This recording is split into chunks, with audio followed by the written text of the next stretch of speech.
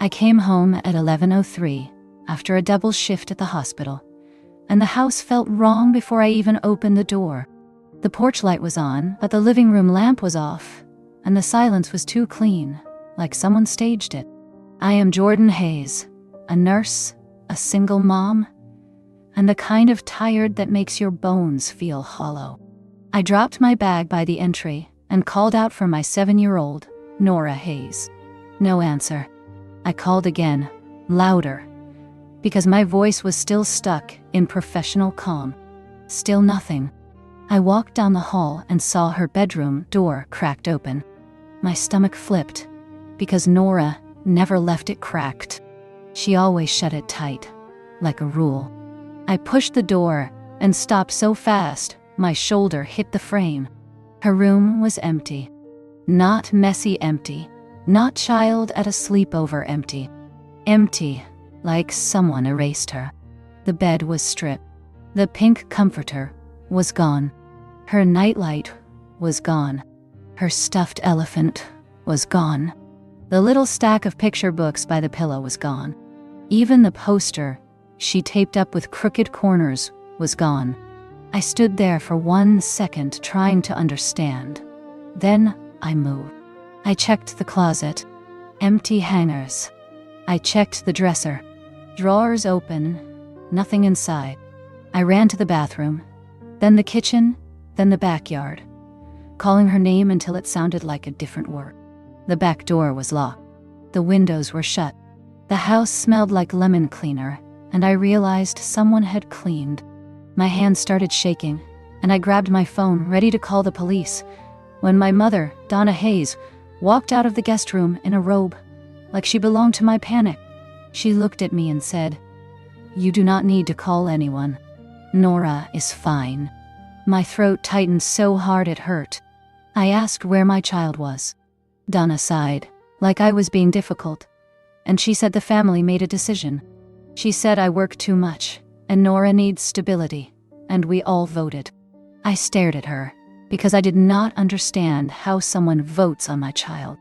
Then my father, Raymond Hayes, appeared behind her, face stiff, arms crossed. And my sister, Kayla Hayes, stepped out of Nora's room holding a box of my daughter's things, smiling like she was moving into a new apartment. Kayla Hayes held that box like she was proud, and I felt my vision narrow. I asked one question, "Where is Nora Hayes?" And my voice stayed flat. Donna Hayes said Nora is safe, and she said it like a verdict. Raymond Hayes added that this is for the best, and he would not look at me. I told them nobody votes on my child, not in my house, not ever. Donna said I work too much, and Nora needs a real home life. She said she raised 3 children, and she knows what is best. I asked again, "Where is Nora?" And I did not blink. Kayla said Nora is with her father, Eric Lawson, because a child needs both parents. I stared at her, because Eric barely showed up for birthdays. Donna stepped closer and said Eric agreed to take Nora, and the family supported it. I said you took my child without permission, and you emptied her room like she was furniture. Donna snapped that I should be grateful, because they are finally helping. Kayla waved her hand toward the hallway and said she needs the space, because she is building a content studio, and the spare room is perfect. I told her that room was not spare. It was Nora's room. Raymond said I am being dramatic, and Donna said if I call the police, I will traumatize Nora. I picked up my phone anyway, and I called Eric Lawson. He answered on the 3rd ring, sleepy and annoyed. I asked where my daughter was, and he said she is with his mother, Marilyn Lawson. He said it is temporary, and he said Donna made it sound urgent. I asked if Nora wanted to go, and he paused too long. I told him I am coming now, and he said I cannot, because his mother already put her to bed. I said I do not care about bedtime. I care about my child. Donna tried to take my phone, and I stepped back. I told Eric I will be there in 30 minutes, and I will take Nora home.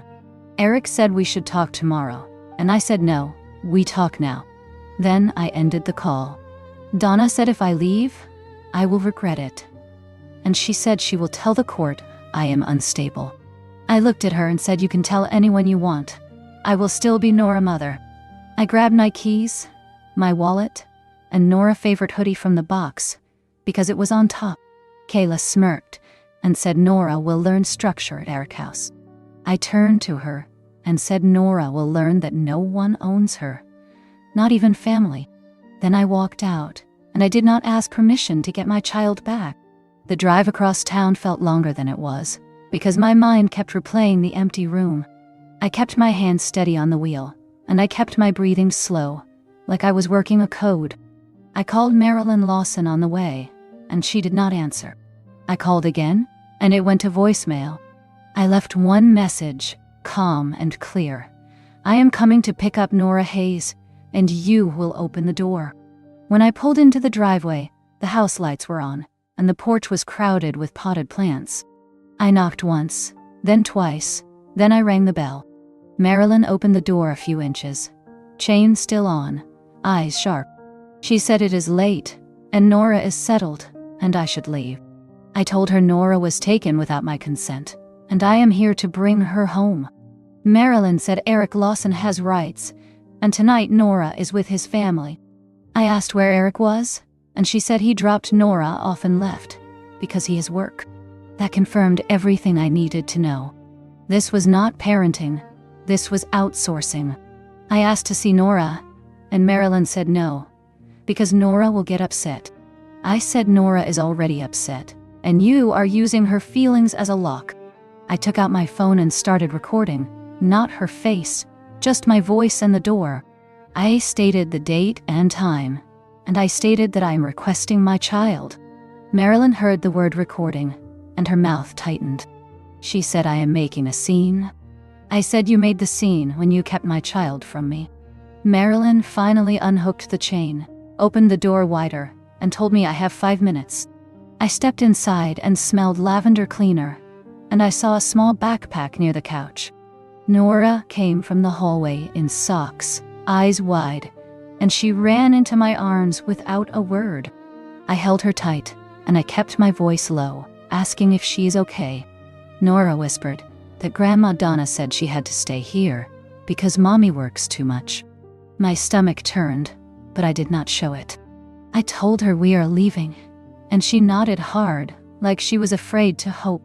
Marilyn said Nora should stay because she needs stability. I said stability is not kidnapping with better curtains. I picked up Nora's backpack, and I asked if she has everything. Nora said her stuffed bunny is here. I looked at Marilyn, and Marilyn brought it from the hallway with a stiff face. I thanked her, because I am not giving her more fuel. Then I walked out with my child, and I did not look back. Nora fell asleep in the car within 10 minutes, clutching her bunny like a lifeline. I did not drive home. Home did not feel safe, not with Donna Hayes and Raymond Hayes inside, and Kayla Hayes turning rooms into trophies. I booked a hotel close to the hospital, because bright lobbies and cameras make people behave. At the front desk, I asked for a room away from elevators, and I asked for privacy on the reservation. Nora woke enough to ask if this is a vacation, and my throat tightened. I told her it is a safe night, and tomorrow we will make a plan. In the room, I checked the door latch twice. Then I stopped, because I refused to teach my body panic. I set Nora pajamas on the bed, and she asked if Donna will come take her again. I told her no, because I will not let that happen. I called the hospital charge nurse and adjusted my schedule, because survival requires logistics. Then I called Alyssa Grant, an attorney a coworker recommended, and I left a message that I needed an emergency consult about custody interference and property rights. After that, I finally listened to the voicemails I had ignored. Donna said I am selfish. Raymond said I am tearing the family apart. Kayla laughed and said I will come crawling back because I need their help. I saved every message, and I put them into a folder labeled evidence, because calm is easier when it is organized. In the morning, Nora ate cereal on the hotel bed, and she asked if she can go to school. I told her yes, because routine is medicine. I dropped her off with a written note, saying no one is allowed to pick her up, but me. Then, I went to my car, and I sat for a full minute, staring at the steering wheel. I remembered the day my parents begged me to put the house in my name, because their debts were choking them. I remembered their promise that they would help with Nora, so I could work and rebuild. I opened my banking app, then my saved documents, and I searched for the deed file. My name was there, alone on the ownership line, clear as daylight. My stomach went cold, not from fear, but from clarity. They did not vote me out of their house. They voted themselves out of mine. Alyssa Grant called me back before noon, and she did not waste words. She asked who took Nora, who claimed authority, and who lives in the house. I told her Donna Hayes, and Raymond Hayes moved in after they begged for help. And Kayla Hayes moved in too, because she said she needed a restart. I told Alyssa that last night they emptied my child room and sent her away without consent. Alyssa asked whose name is on the deed. I said mine, Jordan Hayes, and I heard her exhale like she finally had the lever. Alyssa told me to send her the deed, the mortgage statement, and any text or voicemail where my parents admitted what they did. She also told me to write a timeline. Time I arrived home, time I found the room empty, time I contacted Eric Lawson, and time I retrieved Nora from Marilyn Lawson. She said judges like clean timelines, because clean timelines leave less space for performance. I emailed everything from my phone in the school parking lot. Then I drove back to the hotel and waited, because waiting is still work when you are building a case. Alyssa called again and said she confirmed ownership, and she said my parents have no legal right to vote me out of my own property. She said we would file an emergency motion for custody interference and protective orders, and we would prepare a notice to vacate for Donna, Raymond, and Kayla. She warned me my mother will try to paint me as unstable, because I am a nurse who works long shifts, and that story sells well to people who fear women with boundaries. Alyssa said we will counter with facts, school records, work records, and the documented removal attempt. She also told me to notify Nora School in writing, and to give them a photo list of who cannot pick her up. I did it that afternoon, hands steady, signature clear. Then Donna called, using a sweet voice that made my skin crawl. She said she is worried, and she wants to talk. I told her to speak to Alyssa. Donna said lawyers are dramatic. I said taking my child is dramatic, and I ended the call. Nora came home from school to the hotel, and she asked if we will go back to our house. I told her yes, but not until it is safe. She nodded, then asked if she can keep her bunny with her always. I said yes, and I meant it. That evening Alyssa sent me a draft notice, and the first line made me sit up straighter. It said occupants must vacate the property by a set date, or face formal eviction. I stared at it and realized my family had mistaken my exhaustion for permission. Alyssa Grant met me the next morning, outside my house, with a process server and a folder thick enough to feel like armor. Nora was at school, because I refused to let her watch adults fight over her life. Alyssa told me to stay calm, say nothing unnecessary, and let paper do the talking. The process server knocked, and Donna Hayes opened the door in my robe, like she was claiming my space with fabric. Her smile appeared, then vanished when she saw Alyssa. Raymond Hayes stood behind her, arms crossed, and Kayla Hayes leaned into the hallway with her phone in her hand, already filming. Alyssa introduced herself, and she handed over the notice to vacate, plus a warning about further custody interference. Donna laughed sharply and said, "This is your mother, not a tenant." Alyssa said the deed says tenant, if you are living in a house you do not own. Donna tried to step outside, closer to me, like proximity could still control me. I stayed on the walkway and did not move. I told her Nora is staying with me, and any further attempt to remove her will be reported. Donna said I work too much, and she said she rescued Nora from neglect. Alyssa asked if Donna wants to repeat that claim in court, under oath. Donna stopped talking for a second, because court changes how lies feel. Raymond finally spoke, saying, "Jordan, be reasonable, you need us." I told him I needed help, not betrayal. Kayla said I cannot kick them out, because the family depends on this house. I told her the family depended on me, and they still chose to take my child. Alyssa warned Kayla to stop recording and to stop posting anything about Nora, because child privacy and harassment claims are real. Kayla smirked and said it is not harassment, it is contempt. Alyssa said then, a judge can decide, and her voice stayed calm. Donna said I will regret this, and she said she will tell Eric Lawson to file for custody. Alyssa said Eric can file, and we will respond with evidence of interference and instability on their side.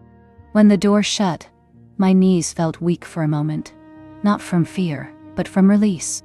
I had been carrying their expectations for years, and I finally put them down. Alyssa told me to change the locks as soon as the house is vacant, and to install cameras, because people who lose access often test doors. I looked at my front window, and I imagined Nora homework on the kitchen table again, safe and ordinary. I told Alyssa I want my life back, and she said then we keep going. The next 2 days were a storm of messages. Donna Hayes sent long texts about gratitude, sacrifice, and how I owe her. Raymond Hayes tried a softer tone, asking for a meeting, promising compromise. Kayla Hayes posted vague quotes online about ungrateful daughters, and then she tagged my hospital, like she wanted professional shame to do what truth could not. Alyssa Grant told me to screenshot everything, then stop watching. She filed a motion for a protective order, based on the removal attempt, the threats, and the online harassment. She also contacted Eric Lawson Counsel and made it clear that any custody discussion begins with consent and proper process, not late-night drop-offs. Eric texted me once, saying he did not ask for this, and he wants it to calm down. I told him calm does not come from stealing a child. It comes from respecting boundaries. Then I stopped engaging. Marilyn Lawson surprised me by calling. Her voice was stiff, but not cruel. She said she did not know Donna Plan, and she said she did not like being used. She also said Nora cried when Donna told her she was being sent away, and Marilyn did not sleep after that. I listened, because accountability sounds different than excuses. I told Marilyn I want Nora to have healthy connections, but only with people who respect me as her mother. Marilyn said she understands, and she offered to put it in writing that Nora was brought to her house without my consent, and that I retrieved her the same night. Alyssa said that statement matters, because it undercuts the story my mother will try to sell. Frank Lawson, Nora's grandfather, emailed a short note too, apologizing for the chaos and saying Nora is always welcome on my terms. That felt like air after smoke. On day 3, Alyssa called and said the judge signed a temporary order. No one from my side of the family can pick up Nora, contact her at school, or approach her without consequence. She also said the eviction clock is running, and if they do not leave, we file formally. That evening I picked Nora up, and she ran to me like she always did. But her eyes checked the parking lot first. I knelt and told her the rules are clear now, and she is safe with me. Nora whispered, "Are they still mad?" I told her adults can be mad at consequences, but consequences keep people from hurting others again. When we got to the hotel, Nora asked if we can go home soon. I told her yes, and this time soon felt real, because it was backed by court paper, not hope. The notice period ended on a Friday, and Donna Hayes still acted like she owned my doorway. Alyssa Grant told me not to be there alone, so she came with a locksmith and a civil standby arranged through proper channels. I stood on the sidewalk, hands steady, while my stomach tried to climb into my throat. When the knock came, Raymond Hayes opened the door first, eyes tired, jaw tight. Donna appeared behind him, already performing outrage, already talking fast about family loyalty, and how I was abandoning them. Alyssa did not argue. She stated the case number, stated the deadline, and stated the consequence of refusing. Kayla Hayes stepped into view with her phone raised, filming like she was collecting content. Alyssa warned her once, calm and clear, that filming a minor-related dispute is a bad idea, and that harassment claims are real. Kayla smirked anyway. Then her smirk faded when she realized nobody was playing along. The house filled with movement, drawers sliding, boxes scraping, Donna muttering prayers like curses. I watched them carry out ring lights, storage bins, and Kayla studio gear, the same gear she planned to install in Nora Hayes' room. Donna tried one last speech on the porch, saying I will fail without them. I did not respond. I let paper do the talking, because paper does not get baited. When their car finally pulled away, I walked inside with the locksmith. The air smelled like perfume and resentment. Nora's room was worse than empty. It was rearranged, stripped of her identity, like she had been erased twice. I took photos, then more photos.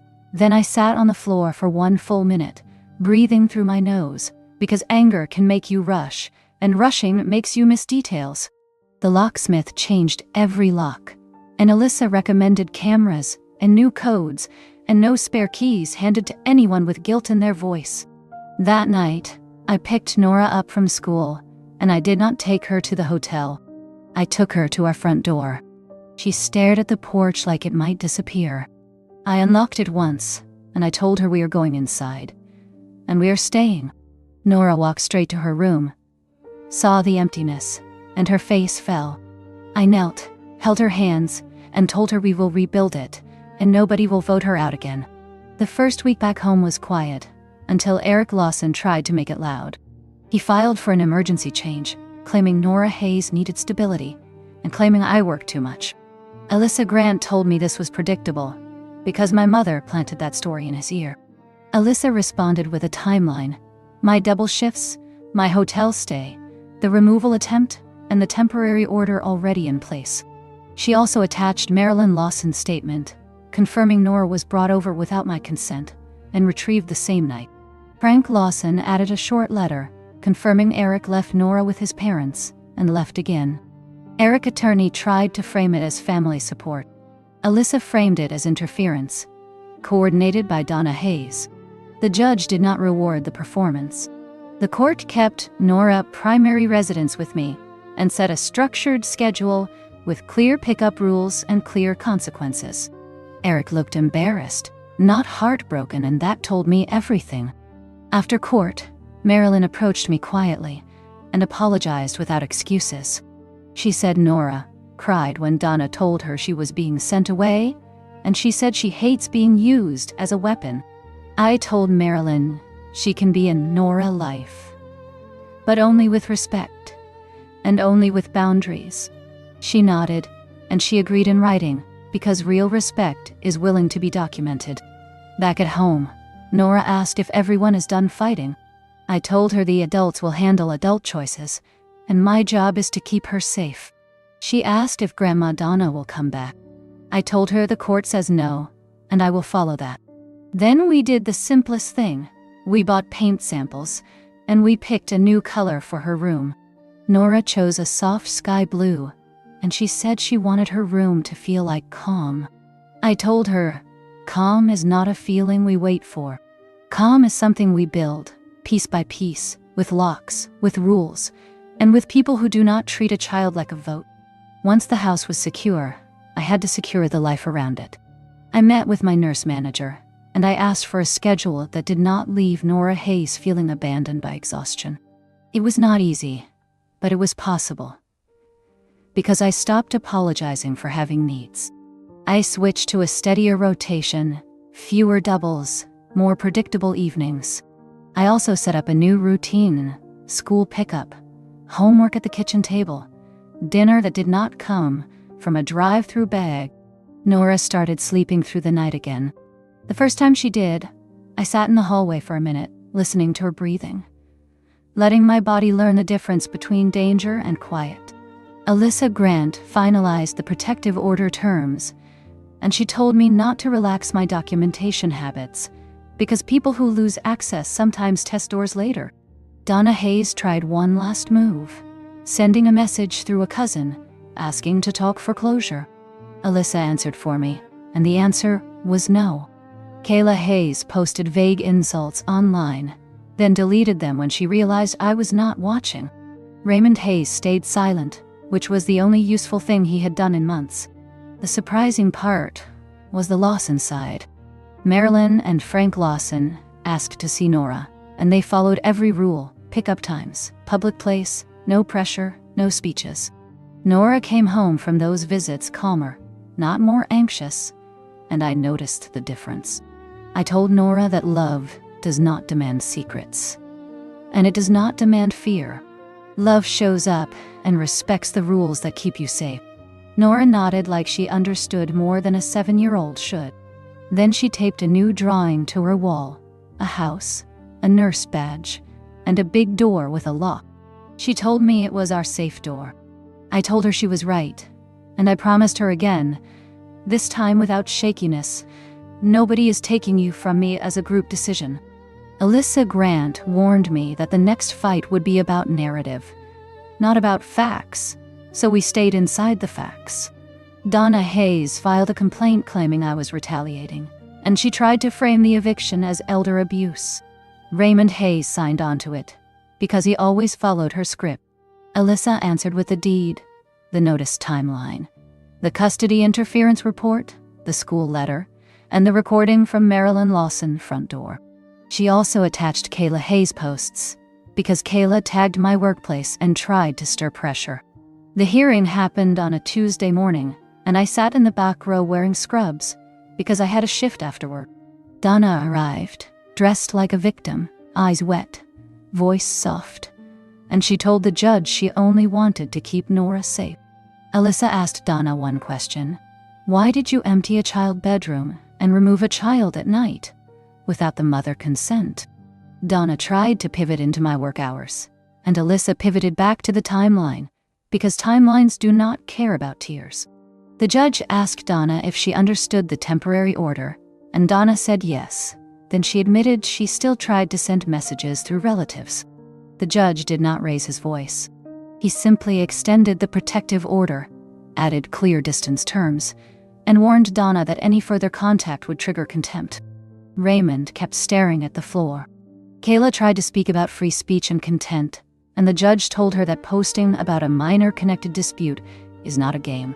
Alyssa asked for a strict, no pickup directive at school, and the judge granted it. When it ended, Donna hissed that I will need them again. Alyssa stepped between us and told Donna to leave. I walked out feeling strange, not triumphant, just steadier, like the ground finally stopped shifting. That afternoon I picked Nora up from school, and she asked if the adults are done voting. I told her there is no vote. I told her there are rules, and the rules are now written down. Nora nodded, then asked if she can paint a picture for the front door.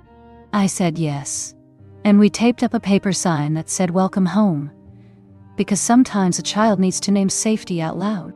Once the legal dust settled, I had to make decisions that were not emotional, only practical. My house had become a target for Donna Hayes' pride, and I did not want Nora walking past old memories every day. Alyssa Grant suggested a simple solution: keep the asset, change the access.